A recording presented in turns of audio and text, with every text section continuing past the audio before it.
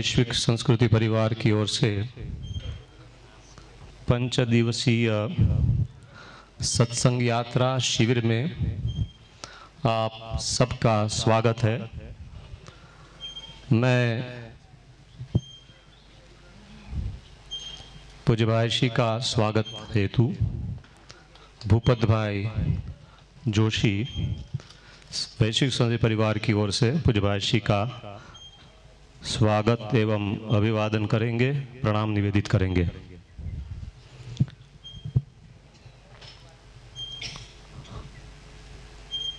माथेरान की इस गिरिमथक की इस भूमि में वैश्विक संस्कृति परिवार के द्वारा श्री सद्गुरुदेव भगवान की वैश्विक संस्कृति परिवार के द्वारा 5 दिवसीय इस सत्संग शिविर यात्रा में आप सबका स्वागत है। आप सब जानते हैं कि वैश्विक संस्कृति परिवार के द्वारा हमने 1992 से लेकर यहाँ तक अलग अलग धार्मिक स्थानों में कथा का आयोजन किया है, शिविर का आयोजन किया है, सत्संग यात्रा संपन्न की है। उसी की श्रृंखला में आज फिर से माथेरान में मुझे लगता है कि ये तीसरी शिविर है और इस शिविर के माध्यम से पूज्य भाई श्री का पावन सानिध्य, सामीप्य, क्योंकि कथा जब होती है तब एक विशाल समुदाय में, जन समुदाय में सत्संग चलता रहता है, लेकिन शिविर की एक विशेषता यह है कि इसमें विशेष सामीप्य मिलता है पूज्य भाई श्री का। तो सत्संग के साथ में सामीप्य का लाभ लेते हुए आज प्रथम सत्र में, चूँकि पूज्य भाई श्री ने सांदीपनी में ही नारद भक्ति सूत्र के ऊपर कुछ सत्संग यात्रा समय लाभान्वित किया था और जैसे गुरुदेव को जो भी हमारी पात्रता के अनुसार जो भी परोसना होगा, वातावरण को देखते, हमारी लालायितता को देखते हुए, पात्रता को देखते हुए जो भी परोसना होगा वो हम अपनी झोली में सजोए रखेंगे। और सत्संग के साथ में सुबह का जो सत्र होगा उसमें संवाद, क्वेश्चन आंसर सेशन, क्योंकि कथा में तो कथा धारा प्रवाह बहती रहती है, लेकिन इस शिविर में एक विशेषता ये रहती है कि एक अवकाश मिलता है हमें कि अभी हमारे कुछ प्रश्न हो, जीवन को लगकर, आध्यात्मिक को लगकर, जो भी हो, तो हम पूज्य भाई श्री से मार्गदर्शन ले सकते हैं। तो सुबह का जो सत्र है शायद ऐसा होगा कि हम पूज्य भाई श्री से अपने जो प्रश्न है उसके माध्यम से संवाद करने की चेष्टा करेंगे। तो आज हम सभी, मुझे लगता है कि महाराष्ट्र से, गुजरात से, मेरठ से, कई जगह से, अलग अलग जगह से जिन जिन को अवकाश मिला है, तो सब लोग आप यहाँ सम्मिलित हुए हो। हम पूज्य भाई श्री के श्री चरणों में प्रणाम निवेदित करते हुए प्रार्थना करते हैं कि आज की सायंकाल की गोधूली समय की जो सत्संग यात्रा है उससे हमें लाभान्वित करे, हम पर आशीर्वाद बरसाए है और हम इस समय का जो है सदुपयोग करें। श्री हरि के चरणों में प्रणाम करते हुए, पूज्य भाई श्री के चरणों में प्रणाम करते हुए आप सबको सादर जय श्री कृष्ण, जय सिया राम, सभी को प्रेम प्रणाम। वसुदेवसुतं देवं कंसचाणूरमर्दनं देवकी परमानन्दं कृष्णं वन्दे जगद्गुरुं। गुरुर्ब्रह्मा गुरुर्विष्णुः गुरुर्देवो महेश्वरः गुरुः साक्षात् परब्रह्म तस्मै श्री गुरवे नमः। प्रारंभ करने से पहले थोड़ी देर भगवान श्री कृष्ण के पावन नामों को पुकारें। जरा आंख बंद करके श्री कृष्ण को अपने हृदय में अनुभव करते हुए, जैसे आप किसी के घर गए या तो कोई आपके घर आया तो आप जिस तरह से उसको आलिंगन देते हुए प्रेम पूर्वक स्वागत करते हैं, उसी प्रकार अपने भीतर भगवान श्री कृष्ण को आलिंगन देते हुए उनके साथ कनेक्ट होना है।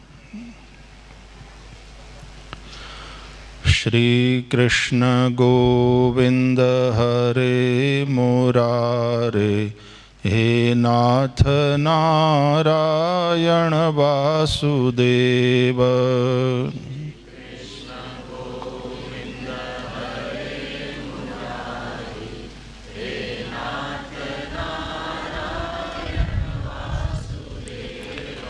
श्री कृष्ण गोविंद हरे मुरारे, हे नाथ नारायण वासुदेव।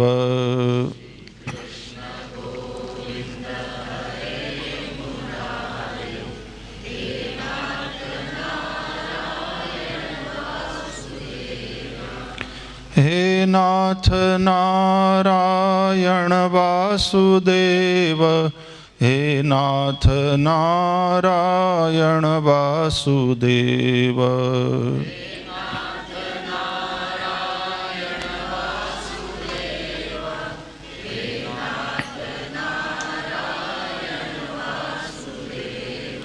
श्री कृष्ण गोविंद हरे मुरारे, हे नाथ नारायण वासुदेव।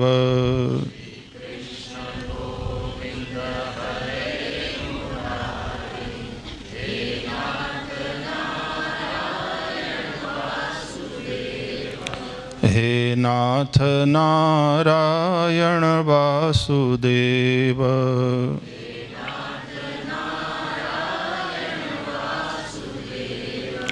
हे नाथ नारायण वासुदेव।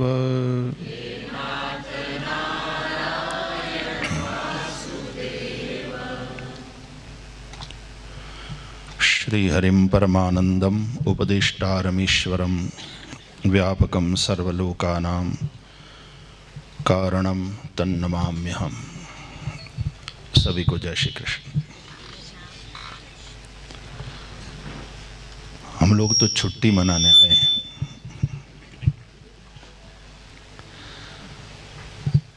और जब छुट्टी मनाने जाते हैं तो उस छुट्टी के साथ जब स्पिरिचुअलिटी मिल जाती है,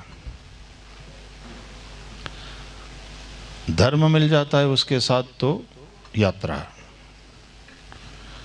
स्पिरिचुअलिटी मिल जाती है तो हमारे लिए स्पिरिचुअल रिट्रीट है कि चलो फॉर ए चेंज आपाधापी वाली जिंदगी से थोड़ा बाहर निकलकर जाते हैं कहीं हिल स्टेशन पर या कहीं ऐसी जगह जहाँ बढ़िया हो, यदि फोन का नेटवर्क ना हो जैसे कि यहाँ है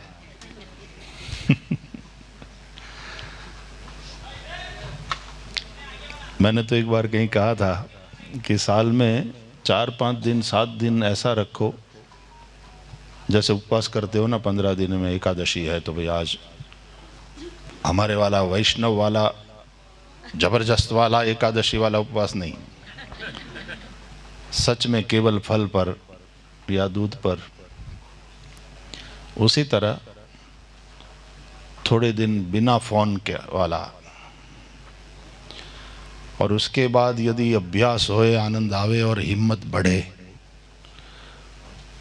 तो एक ऐसी जगह जहां इलेक्ट्रिसिटी भी ना होए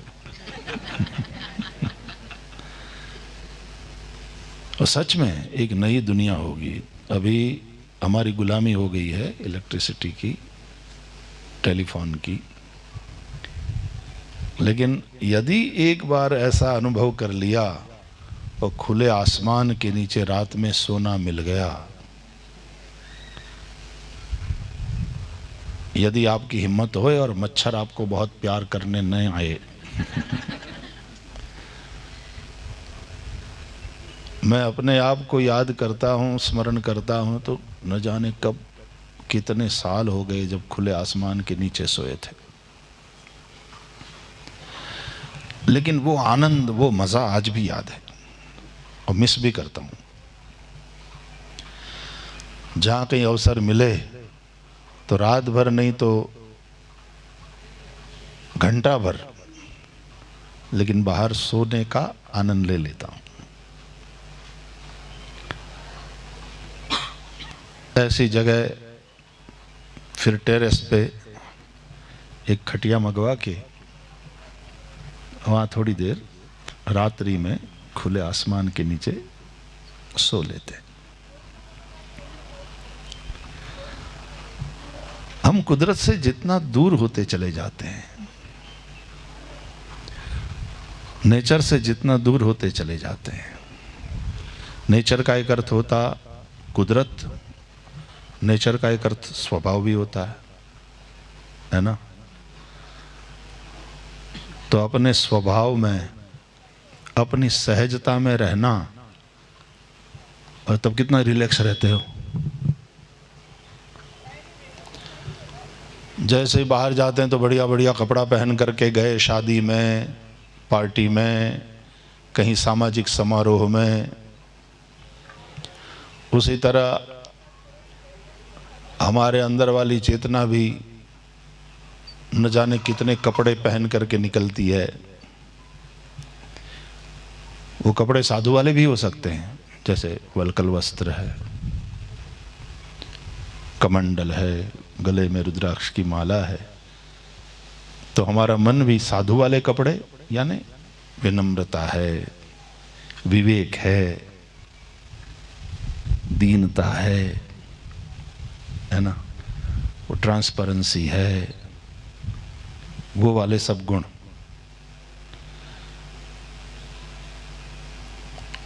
ये सारे कपड़े गहने ही हैं आत्मा के।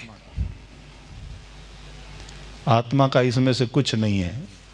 स्वरूप के हिसाब से देखा जाए तो इसमें कोई चीज, इसलिए भगवान निर्गुण निराकार, फिर सगुण निराकार, फिर सगुण साकार। हम चर्चा करते हैं ना कि ये 3 स्टेप में फिर साधना होती है। अच्छा, कपड़े सज्जनों साधु वाले ना हो, संसारी वाले कपड़े हो तो कपट है, दंभ है।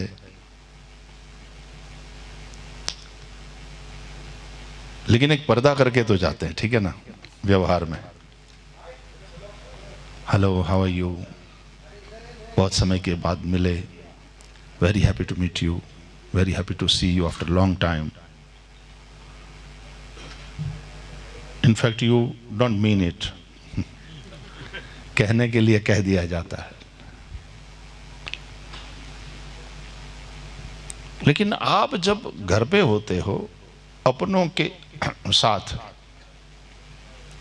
एक अर्थ में बिल्कुल नंगे होते हैं हम। मतलब ऐसा वाला कोई कपड़ा, व्यवहार, आज की भाषा में फॉर्मालिटीज, जो आप अपनों के साथ होते हैं तो विदाउट एनी फॉर्मालिटी, कोई एटिकेट की जरूरत नहीं है। बाप घर में बैठा है, कभी कभी तो पजामा है और उसके ऊपर केवल बनियान है, कुर्ता भी नहीं। आप अपने घर में हैं। लेकिन अपने घर में होते हुए भी यदि कोई मेहमान आ गया, बेटा मेरा कुर्ता लाओ, टिकट में थोड़ा सभ्य लगता है। तो उसी तरह अपनों के बीच में भी नहीं, आप अपने में होते हो। घर में भी अपनों के बीच होते हो। There are your family members, there are your friends, but if there is no one there, you are just alone and not lonely. You are just alone. You are with yourself only, जिसको हम ध्यान कहते हैं। Meditation के माध्यम से वही होता है। So why we feel so relaxed at that time? इसलिए कथा वाला सूत्र याद करो। संसार क्या है? स्व से पर की ओर जाना, आउटवर्ड जर्नी, स्व से पर की ओर जाना। और अध्यात्म क्या है? पर से स्व की ओर लौट आना और अपने स्व में स्थित हो जाना। इस यात्रा का नाम अध्यात्म है।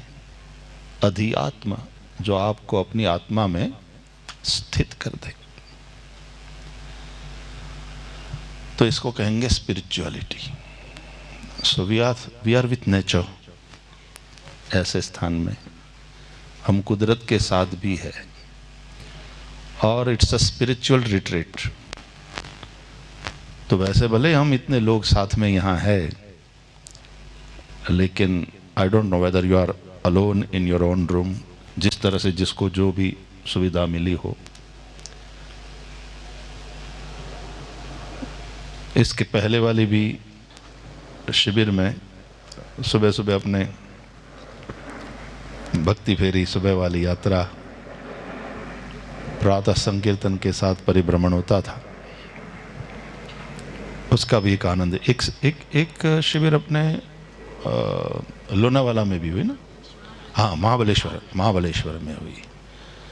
तो वहाँ पर भी आज भी मुझे याद है, सुबह सुबह जब गए थे और वो एक जगह से इतना बढ़िया वाला सूर्योदय देखा था हमने सुबह। तो आप रोजमर्रा की जो जिंदगी है, वो आपाधापी वाली जो लाइफ है, उससे थोड़ा सा हटकर इस प्रकार के स्पिरिचुअल रिट्रीट के लिए हम निकलते हैं। उसी के अंतर्गत थोड़े दिन अब की बार भी आनंद लेंगे, बिल्कुल रिलैक्स होने के हिसाब से। प्रवचन भी यदि रिलैक्स नहीं करे तो प्रवचन भी नहीं करना। हम कोई थोड़ा कोर्स करने, क्लास ज्वाइन करने आए हैं क्या? कोर्स पूरा होना चाहिए ऐसा कुछ है क्या? नहीं। एंजॉय करते हैं तो एंजॉय करने आए हैं तो करते हैं, लेकिन ये वाला आनंद आ रहा है तो ये वाला आनंद लेंगे। फिर कभी मन करेगा कि नहीं, आज सुबह नहीं बैठना है, हमको वहाँ जाना है, उस तरफ घूमने जाना है, तो ऐसे चले जाएंगे। अगले दिन कह देंगे कि कल सुबह वाला प्रवचन नहीं, उसके स्थान पर उधर जाएंगे। तो कुल मिला करके हम बिल्कुल एकदम मुक्त और रिलैक्स होने के लिए आए हैं। अब बता तो दिया गया है कि नारद भक्ति सूत्र पर थोड़ा चिंतन करेंगे और करेंगे। वो इसलिए याद आया कि 24 सूत्र हुए थे इसके पहले, जब आई थिंक सांदीपनी में ही लॉकडाउन के समय में, नहीं, हाँ, नारद भक्ति सूत्र पर एक बार बोलना हुआ था। तो 24 सूत्र तक बोला गया था और 25वां सूत्र चल रहा, 84 सूत्र है नारद भक्ति सूत्र के। तो सोचा कि इसको साथ लेकर के सूत्रों पर चर्चा करेंगे, थोड़ा आनंद लेंगे, थोड़ा क्वेश्चन आंसर, जैसा कि गौतम भाई ने बताया, मन किया और ऐसा मन में कोई प्रश्न उठे तो उस पर थोड़ी चर्चा कर लेंगे। मुक्त विहार होगा लेकिन स्वच्छंद विहार नहीं। दोनों में फर्क है ना? तो मुक्त विहार करेंगे। नारद भक्ति सूत्र आप सब लोग जानते हैं, अब तो कथा के सीनियर श्रोताजन हो, कई सालों से सुनते हो। कभी कभी पंडित जी कोई भूल करे ना सत्यनारायण की कथा में, तो बुढ़िया माई कह देती ये 3रे अध्याय में नहीं है महाराज, ये 4थे अध्याय में।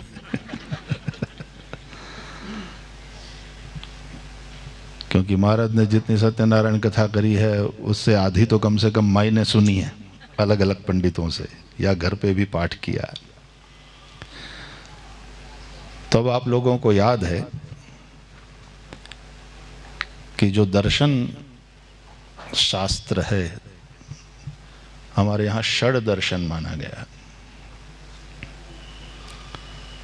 खट दर्शन, षट को खट बोलते हैं, श का ख की तरह, तो खड़ दर्शन कहते हैं। वैदिक व्याकरण में वो वाला जो श होता है उसको ख के रूप में उच्चारण करते हैं।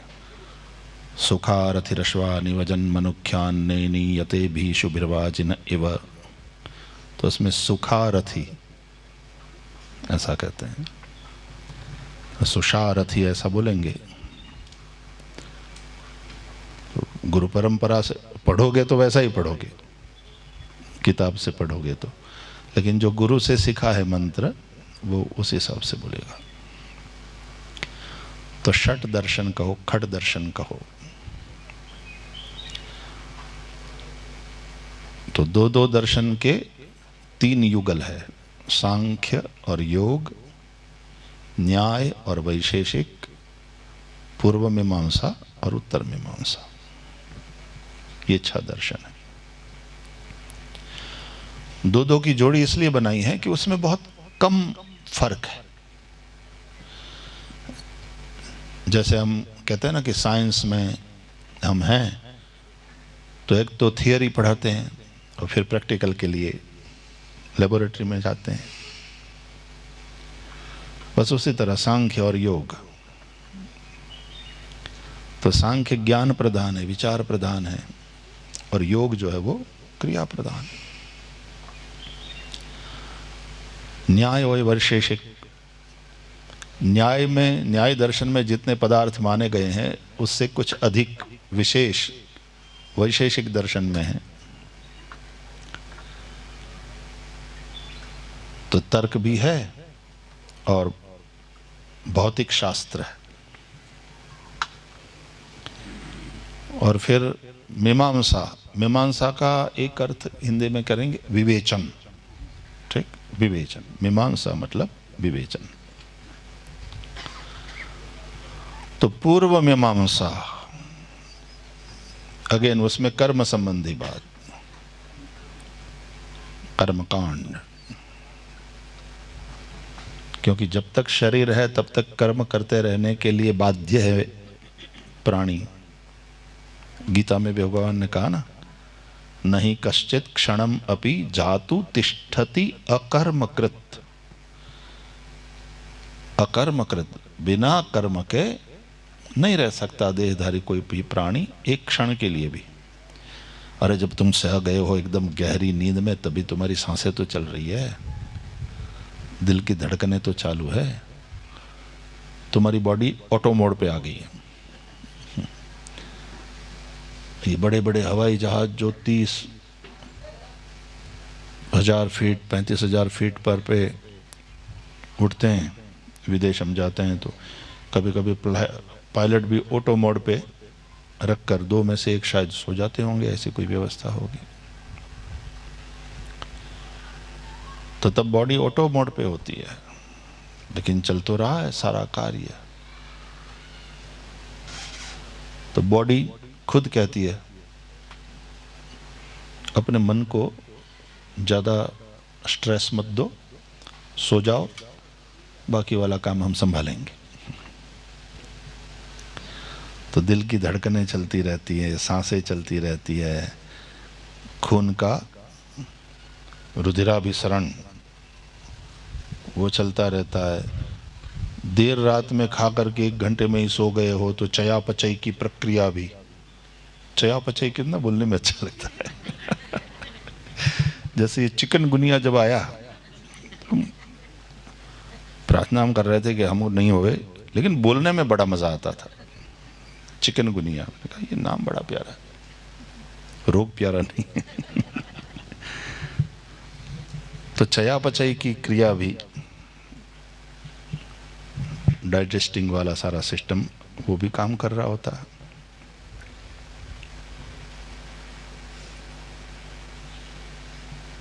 तो एक क्षण भी बिना कर्म के नहीं रह सकते। और फिर वो कर्म कैसा होना चाहिए? शास्त्र विहित, वेद विहित, ताकि वो कर्म बांधे तो नहीं, उल्टे तुम्हारी उन्नति, तुम्हारा उत्कर्ष करे। तो स्वर्ग काम जो है, यानी स्वर्ग की कामना, स्वर्ग सुख की कामना जिनमें होती है, तो वो फिर कर्म को यज्ञ बनाकर यज्ञादि कर्म करते रहते हैं। तो कर्म से संबंधित विवेचन, मीमांसा, पूर्व मीमांसा और उत्तर मीमांसा, इसका तात्पर्य है ज्ञान मार्ग, तो जिसको वेदांत कहते हैं। तो उसी के अंतर्गत आता है ब्रह्म सूत्र। ये बादरायण के सूत्र है। तो जैसे भक्ति सूत्र है, ब्रह्म सूत्र के 555 सूत्र है। तो उपनिषद, ब्रह्म सूत्र और भगवत गीता, इन तीनों को हम प्रस्थानत्रयी मानते हैं सनातन धर्म में। और चिंतन करने के पश्चात जिस आचार्य को लगा कि ये मेरा मत है, तद अनुसार ही जीव मुक्ति को प्राप्त कर सकता है, ऐसा निश्चय जिसका हो गया और वेदों के आधार से, मनमानी नहीं, तो वो तीनों, ये जो है प्रस्थानत्रयी जिसको बोलते हैं, उसका आधार लेकर के भाष्य करेगा। और भाष्य करने के पश्चात, it's like when you apply for PhD, और किसी के गाइडेंस में आप महानिबंध तैयार करते हो पीएचडी के लिए, आप डॉक्टरेट कर रहे हो, तो आपने केवल लिख लिया और सामने वाले ने मान्य कर लिया, इस तरह से पीएचडी नहीं हो जाता। फिर वाइवा, तो जिस तरह से वहाँ वाइवा होता है, वो परीक्षा में पास होना होता है, उसी प्रकार जिस आचार्य को अपने मत का स्थापन करना है और उसकी स्वीकृति को बढ़ाना है, तो वो शास्त्रार्थ करते हुए निकलता था। जैसे शंकराचार्य, तो शंकर दिग्विजय, कितनी पदयात्रा करी भगवान आद्य शंकराचार्य ने, कई जगह शास्त्रार्थ हुआ। तो मंडन मिश्र जैसे पंडित के साथ शास्त्रार्थ करके ये कि भाई कर्म से मुक्ति नहीं है, वो कर्म ज़्यादा से ज़्यादा, वेद वेद भी कर्म हो तो भी वो ज़्यादा से ज़्यादा तुम्हारे चित्त की शुद्धि में तुम्हारी सहायता कर सकता है, और शुद्ध चित्त में ही ज्ञान का प्रकाश होता है, लेकिन मुक्ति ज्ञान के द्वारा ही संभव है। ऋते ज्ञानान्न मुक्ति ही, इस तरह से अपना पक्ष उन्होंने सामने रखा। तो इस तरह से उसकी एक स्वीकृति की प्रक्रिया है, तब कोई आचार्य बनता था। तो बादरायण के सूत्र यानी ब्रह्म सूत्रों पर भी आचार्यों का भाष्य है। तो शंकर भाष्य है, वल्लभाचार्य जी का है, जितने भी आचार्य हमारे, मध्वाचार्य हो, रामानुजाचार्य हो, और तद अनुसार उन लोगों के अलग अलग मत का, मध्व द्वैत मतवादी है, बाकी अद्वैत वाले आद्य शंकराचार्य है, उनको केवलाद्वैत कहो। फिर रामानुजाचार्य तो उनका विशिष्टाद्वैत कहलाता है, और वल्लभाचार्य जी का तो उनका शुद्धाद्वैत कहलाता है। निम्बार्काचार्य जी तो उनका द्वैताद्वैत कहलाता है। कौन सा एक गौड़ीय जो है तो अचिंत्य भेदा भेद। These are different schools of philosophy. तो ये तो हो गया षड दर्शन।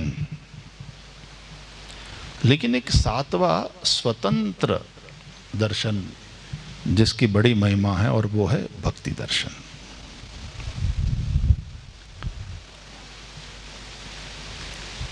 वैसे तो भक्ति मार्ग की जहां बात है, भक्ति दर्शन की बात है,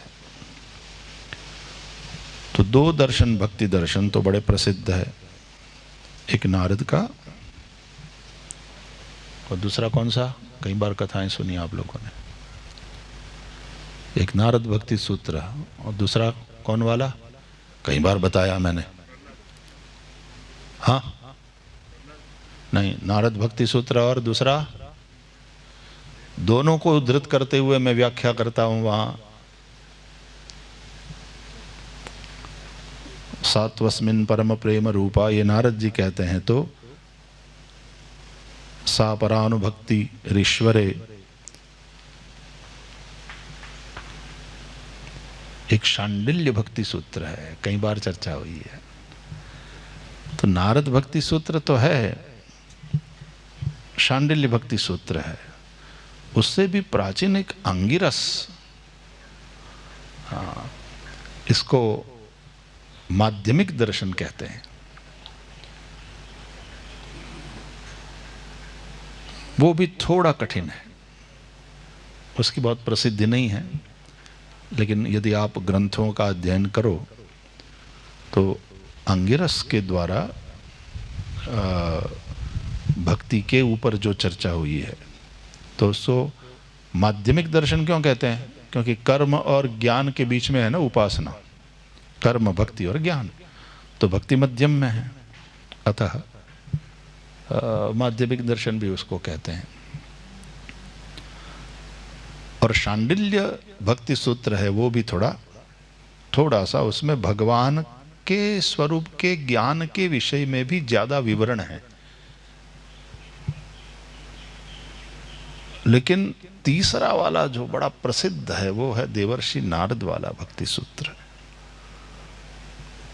वो प्योर भक्ति सूत्र, केवल प्रेम के विषय में ही बात करी है। इसलिए ये वाली जो पुस्तक है गीता प्रेस की, इसमें हनुमान प्रसाद जी पोद्दार भाई जी के द्वारा, तो उन्होंने नाम ही दिया इसको प्रेम दर्शन।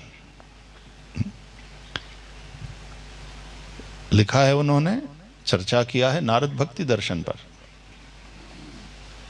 लेकिन इसको नाम दिया गया प्रेम दर्शन। Pure love, pure divine love, nothing else. तो केवल भक्ति के ही स्वरूप पर चिंतन है। भगवान के स्वरूप की भी बहुत, तुम जो हो सो हो, हम जानते हैं।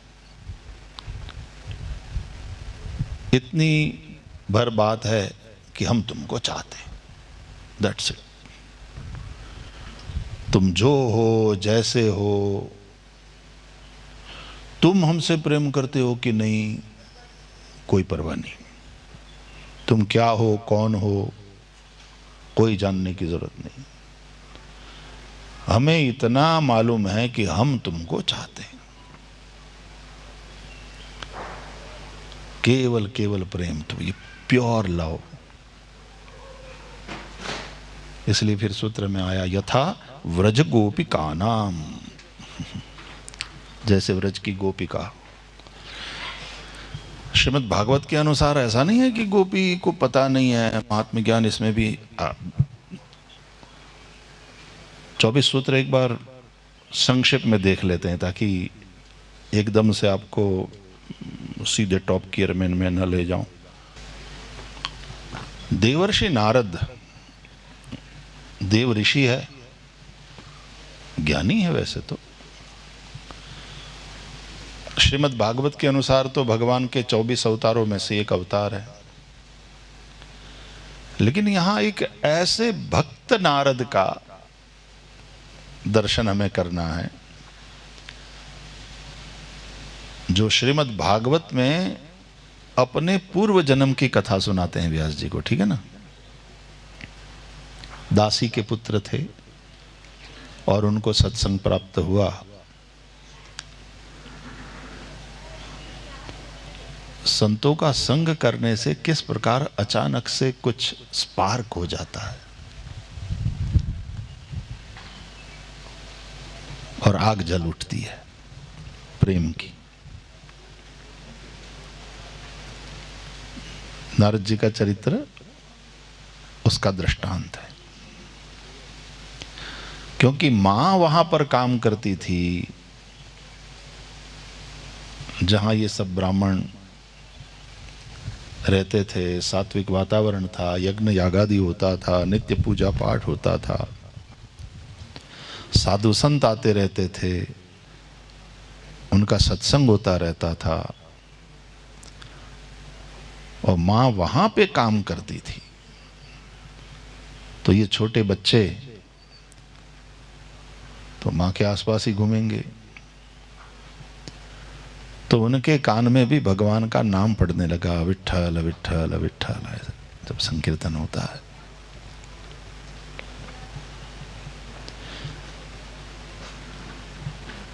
भगवान का नाम वो फिटकरी है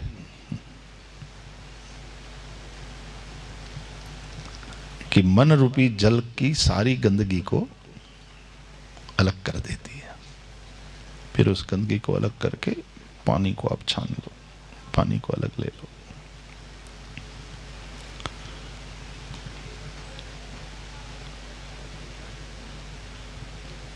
यहां तो ये बालक ही थे, इनका मन तो शुद्ध ही था, और ऐसे में भगवान नाम संकीर्तन तो उसमें तो साथ में म्यूजिक होता है, या तो लय तो होता ही है, चलो गाजा बाजा वहां नहीं होगा तो भी तालियां तो बजाते हुए संकीर्तन, एक लय, एक गायन।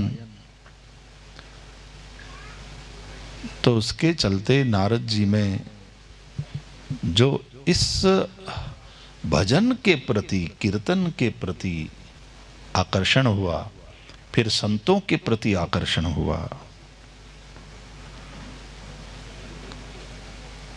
वो तो उनके साथ जाने के लिए तैयार हो गए थे।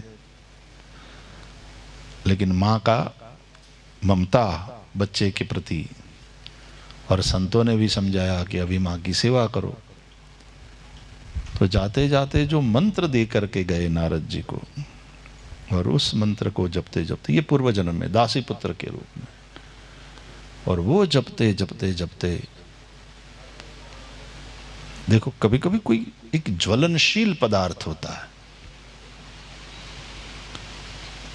बहुत जल्दी से आग लग जाती है, पकड़ लेता है। वो ज्वलनशील पदार्थ जो होता है हाईली इनफ्लेमेबल है, तो तुरंत केवल एक चिंगारी की जरूरत होती है और बात बन जाती है। इस तरह से संतों के द्वारा मिला हुआ मंत्र जपा और अनुभव भी किया, है ना। वन में गए, न जाने कितने साल तक घूमते रहे, भजन करते रहे, और हृदय में उनको नारायण का साक्षात्कार हुआ। चाहे घर में वो हो जाए साक्षात्कार, चाहे जंगल में हो जाए, कहाँ पे बात बनती है ये महत्वपूर्ण है, बाकी बात जब भी बनती है यहीं बनती है ना। क्योंकि भगवान हृदय में ही रहते हैं, सबके हृदय में है, इसलिए मुंह को कहाँ ढूंढे रे बंदे, मैं तो तेरे पास रे। तो ईश्वर सर्वभूतानां हृदयेषु तिष्ठति। तो कभी कभी घर में भी बात बन जाती है, जैसे तुकाराम महाराज के बन गई, जैसे नरसिंह में था, वो तो मंदिर में गए लेकिन एकदम वो जंगल भी नहीं था। और कभी कभी देवर्षि नारद की तरह, ध्रुव जी की तरह, ध्रुव जी मधुवन में गए और बात बनी, और प्रहलाद तो घर में ही थे और बात बनी, है ना। लेकिन साक्षात्कार तो यही होता है। तो उनको साक्षात्कार हुआ, हृदय में नारायण का दर्शन हुआ, और फिर भागवत में हम कथा सुनते हैं कि उसके बाद वाला जो उनका जन्म हुआ वो ब्रह्मा के मानस पुत्र के रूप में कई शास्त्रों में ऐसा भी वर्णन मिलता है कि वो नारद भगवान का मन है।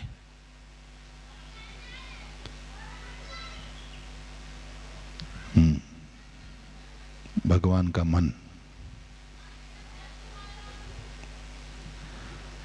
तो कभी कभी नारद जी जो करते हैं हमारी समझ में नहीं आता कि ऐसा क्यों झगड़ा कराते हैं, ये करते हैं, वो करते हैं। भगवान का मन करता है खेल करने का, तो इस तरह से होता है।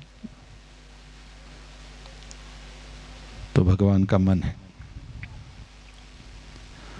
तो ऐसे देवर्षि नारद जिन्होंने प्रहलाद जी हो, ध्रुव जी हो, उनको भी भगवान का साक्षात्कार कराया। ऐसे देवर्षि नारद जिन्होंने महर्षि वाल्मीकि हो या महर्षि वेदव्यास हो, रामायण और भागवत जैसे ग्रंथों की रचना के लिए प्रेरित किया, वे जब भक्ति पर बात करते हैं तो साधिकार करते हैं। उनको कोई ये नहीं कहता तने हूं खबर पड़े, तुम तो रहने ही दो, तुम क्या जानो।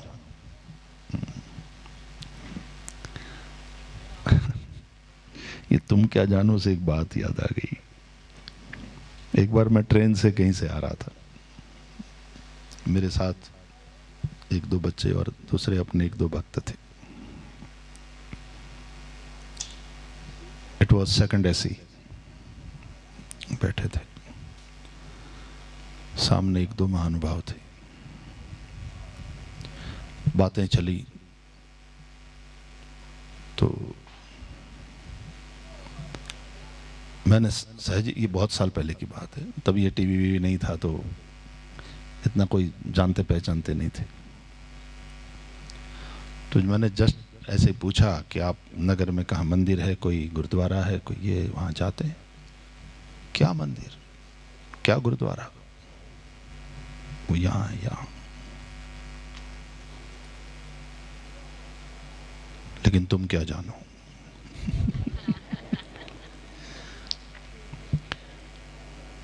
तो मजा आया। तो मैंने कहा लेकिन नहीं, उसके बाद मंदिर में जाते हैं तो फिर अंदर जो है वही यहाँ है और यहाँ है, वही मंदिर में है, तो पहले हम दर्शन करते हैं तो फिर अंदर कोई जरूरत नहीं होती है। जंगल में भी बैठ जाओ, वो यहाँ है, लेकिन तुम क्या जानो।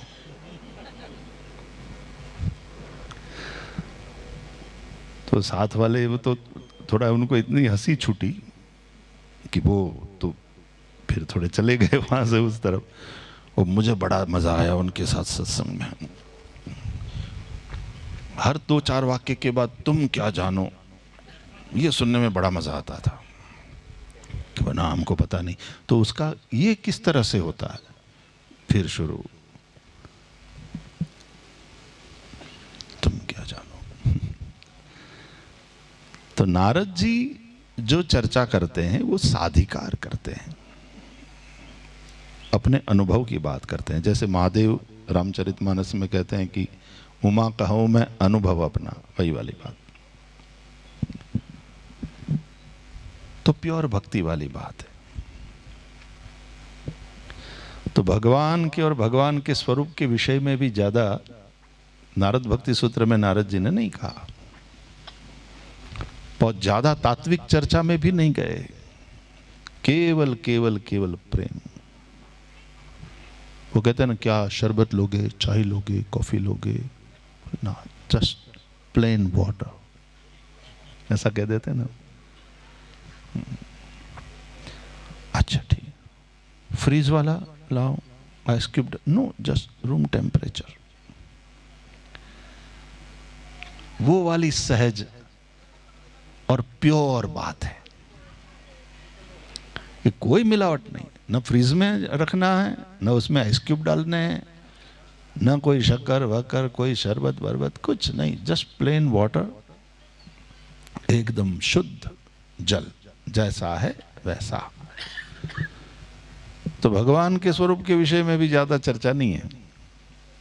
प्रेम के विषय में, कि भगवान के विषय में थोड़ी बोल रहे हैं, भगवान के प्रति जो प्रेम है उसकी, इसलिए व्याख्या भी भक्ति की। तो देखो शॉर्ट में जरा सूत्रों को देख लेते हैं।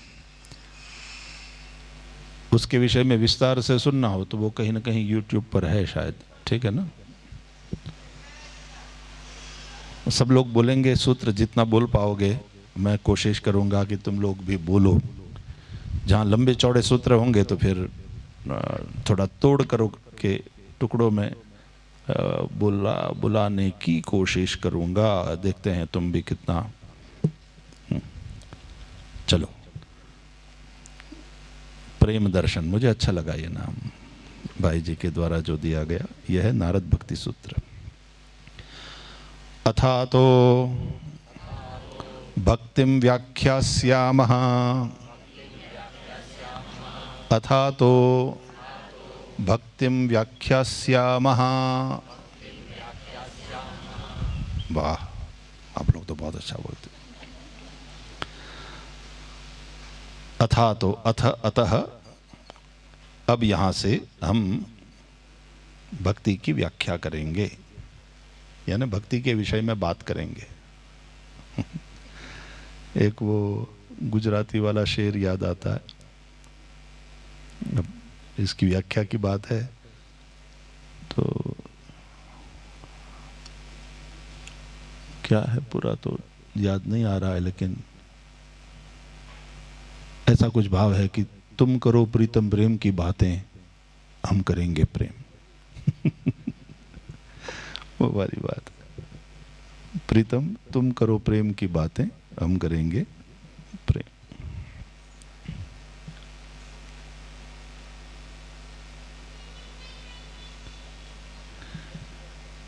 एक दूसरा सुनो।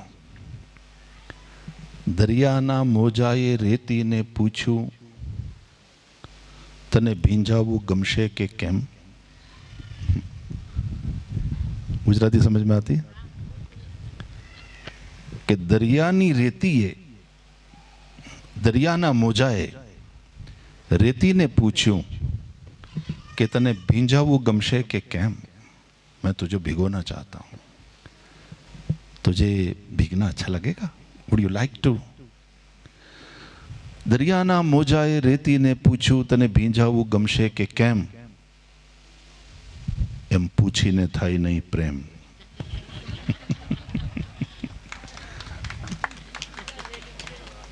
ये तो मोजू आवे ने भींजवे। जब वो शुद्ध प्रेम होता है तो दरिया ना मोजाए रेती ने पूछू, तने भींजावू गमशे के केम। एम पूछीने थाई नहीं प्रेम। तो तमे करो प्रीतम प्रेमनी वातो, अमे तो करशुं प्रेम।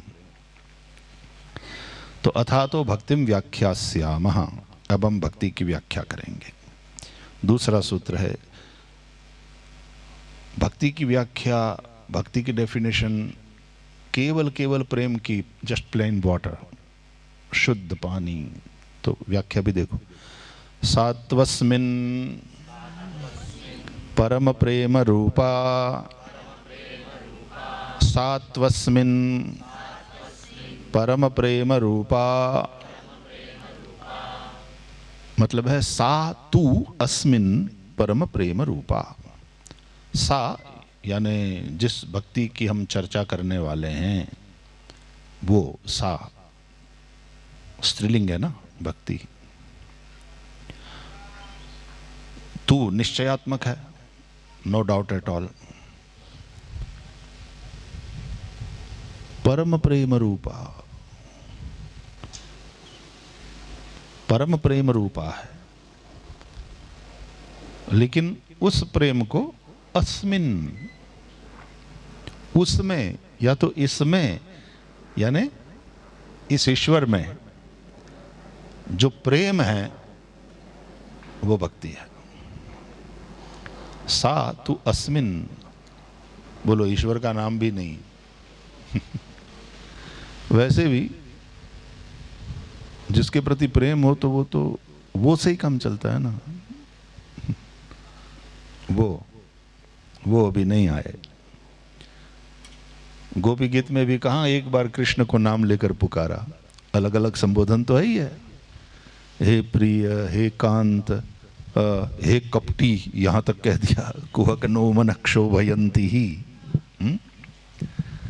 तो नाम लेकर के कहीं नहीं पुकारा। पूरे 19 श्लोक है गोपी गीत के, तो उसमें कहीं भी नाम से तो नहीं पुकारा। तो अस्मिन, इसमें वो जो परम प्रेम है वो भक्ति है। इसके पर विस्तार से तो बोला गया, पहले की यात्रा में बोला गया है। इसकी ऐसी महिमा है क्या, इसमें ऐसा प्रेम होना, उसकी इतनी महिमा है क्या? बोले हाँ। तीसरा सूत्र है अमृत स्वरूपाच, अमृत स्वरूपाच। ये प्रेम साधारण प्रेम नहीं, इसमें प्रेम है ना वो अमृत है, वो अमृत स्वरूप है। क्यों भाई? How come? तो आगे वाले सूत्र में कहते हैं यल लब्ध्वा पुमान सिद्धो भवति, अमृतो भवति, तृप्तो भवति। जिसको पाकर मनुष्य सिद्ध हो जाता है। प्रेमी के लिए और कोई सिद्धि होती है क्या?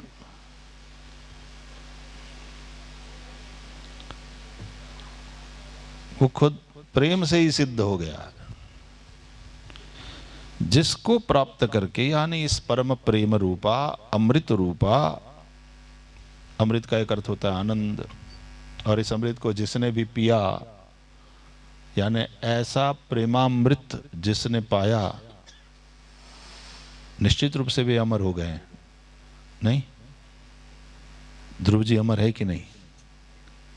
प्रहलाद जी अमर है कि नहीं? गोपियां अमर है कि नहीं? आज भी हम याद करते हैं उसकी कथा, हमको पता है। 7वीं पीढ़ी के दादा के विषय में कुछ ज़्यादा पता नहीं है, किसी किसी को तो नाम भी पता नहीं है।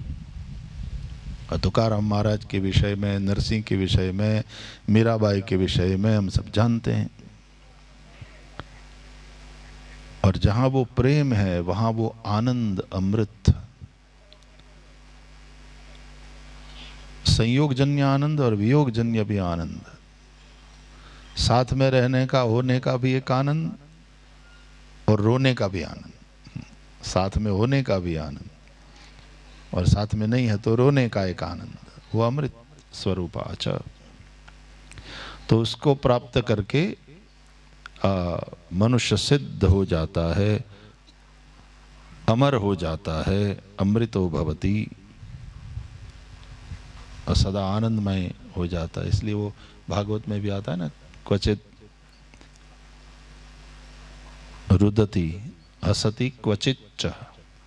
कभी हंसता है, कभी रोता है, कभी नाचता है।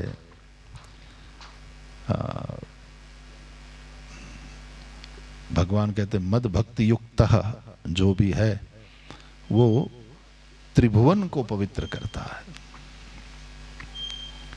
तो अमर हो जाता है और वो तृप्त होता है। तो प्रुई धातु है संस्कृत में, वो तृप्ति के अर्थ में है, प्रुई तर्पणे। तो प्रेम तृप्त करता है व्यक्ति को भी, और वो जिसको मिला है उसको भी तृप्त करता है। फिर कुछ नहीं चाहिए।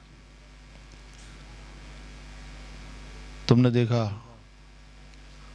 बिना ज्ञान के भी आदमी रह लेता है, बिना पढ़ा लिखा भी जी लेता है। बिना प्रेम के कोई रह सकता है?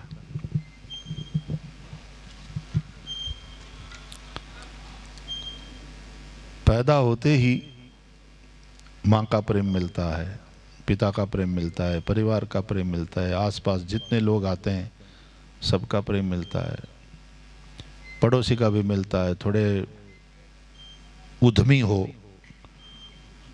वो वाला प्रेम भी मिलता है। जैसे गोपियां आती थी उलाहना देने यशोदा को, ये भी, लेकिन दे वर कनेक्टेड। कृष्ण की शिकायत लेकर आ रही थी ना, तो कृष्ण से तो कनेक्ट हुई। जिसने श्री कृष्ण से वैर किया वो भी कृष्ण से कनेक्ट तो हुए ही हुए। कृष्ण का जिन्होंने द्वेष किया वो भी कृष्ण से कनेक्ट हुए ही हुए। तो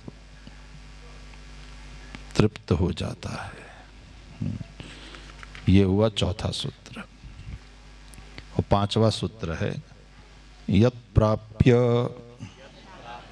न किंचित वांछति न शोचति न द्वेष्टि न रमते नोत्साही भवति। यत् प्राप्य, नहीं अब तो मैं बोल, अब प्रवचन सूत्र पूरा हो गया। यत् प्राप्य यानी जिसके प्राप्त होने पर, यानी जिसके उस प्रेम स्वरूपा भक्ति के प्राप्त होने पर मनुष्य फिर न तो और किसी वस्तु की इच्छा करता है, न शोक करता है। इच्छा नहीं करना ये एक बात है, और ये चीज मेरे पास नहीं है उसका शोक होना।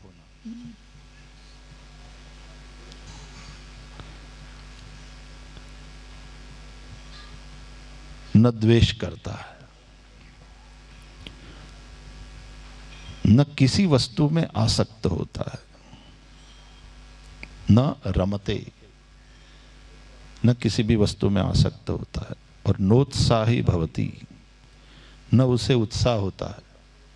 अब ये थोड़ा विचित्र लगेगा, इसलिए इसको समझो। क्या भक्त में उत्साह नहीं होता? इसका तात्पर्य है कि सांसारिक भोगों की प्राप्ति में कोई उत्साह नहीं होता। He is not interested in all these material things. तो दूसरे जब देखो तब फोन पे न जाने कितना घंटा काम करते हैं। क्यों? उनको धन चाहिए, सांसारिक चीजें चाहिए, उत्साह है। इतना बचते ही तुरंत घर से निकल जाएंगे, ऑफिस में काम पे लग जाएंगे, ओवरटाइम करेंगे, उत्साह है। बिना उत्साह के तो पैसा भी नहीं मिलता।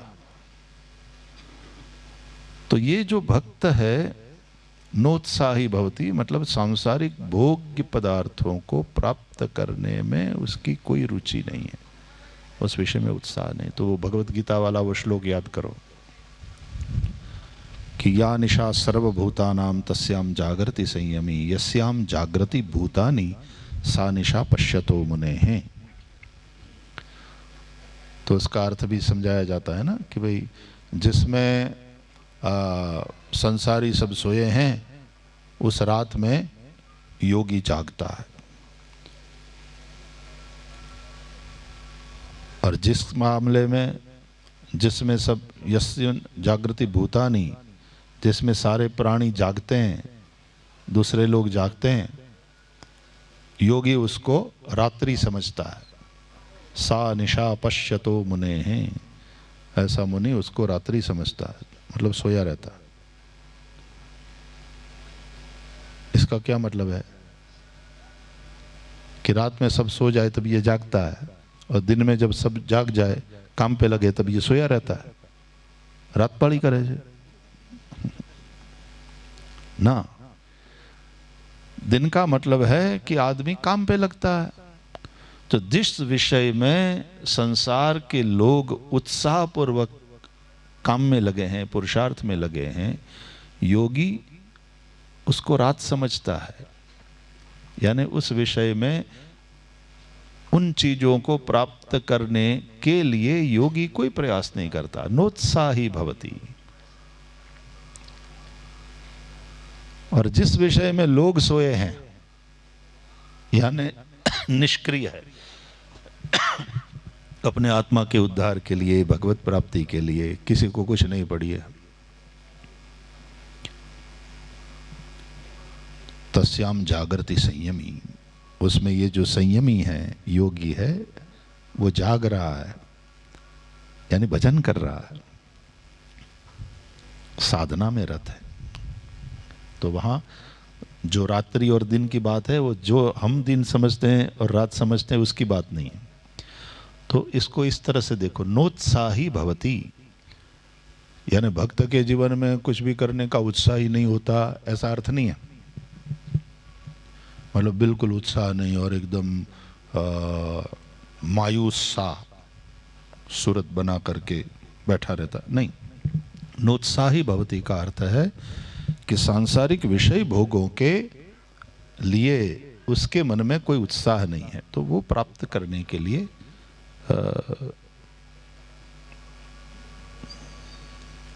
श्रीमद् भागवत का एक श्लोक बड़ा सुंदर, सुखदेव जी कहते हैं, यस्य भक्तिर्भगवती हरौ निःश्रेयसेश्वरे विक्रीडतो मृताम्भोधौ किं क्षुद्रैः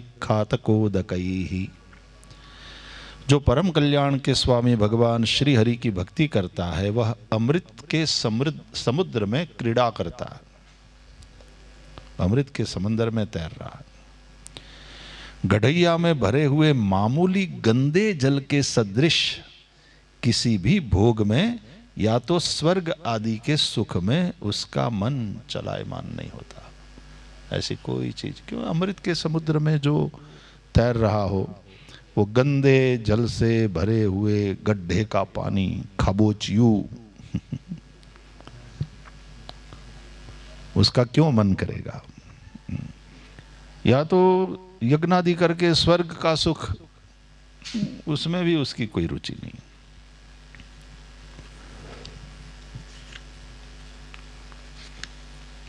तो न द्वेष है, न राग है, न शोक है, न कोई चीज की कामना है, और न सांसारिक भोगों के लिए कोई उत्साह है। आगे वाला सूत्र संक्षेप में देखेंगे। बोलो, यज्ञात्वा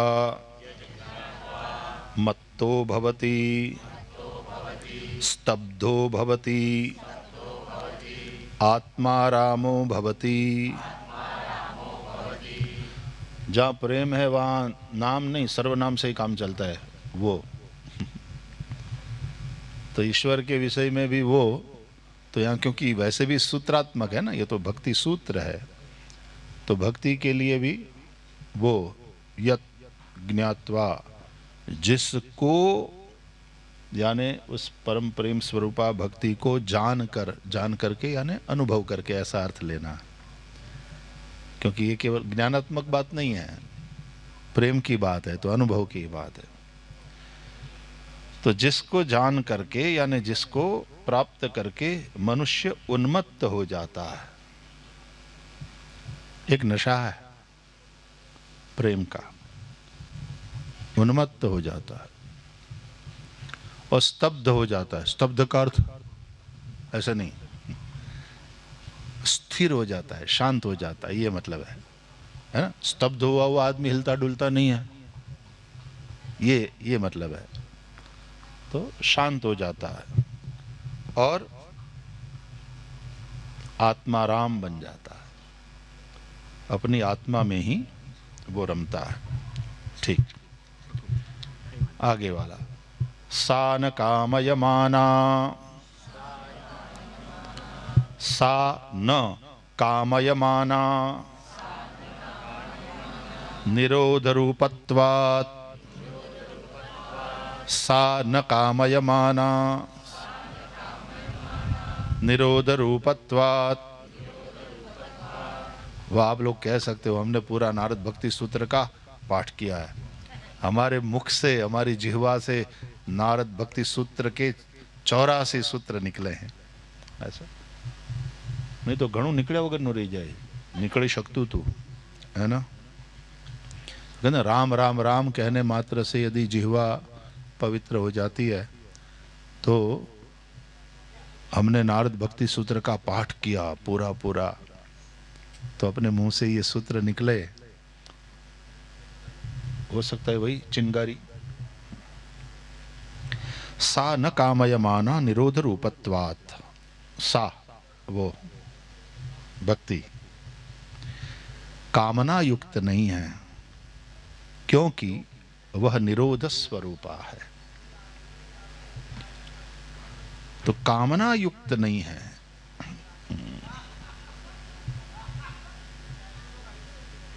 इसमें कोई कामना दे दो, इसमें कोई लौकिक कामना नहीं होती।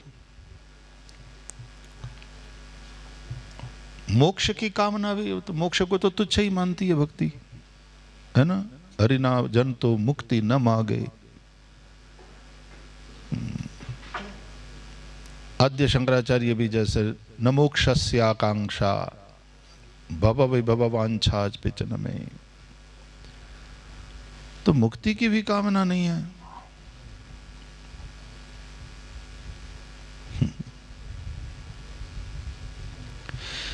भगवान की कामना है कि भगवान मुझे मिल जाए।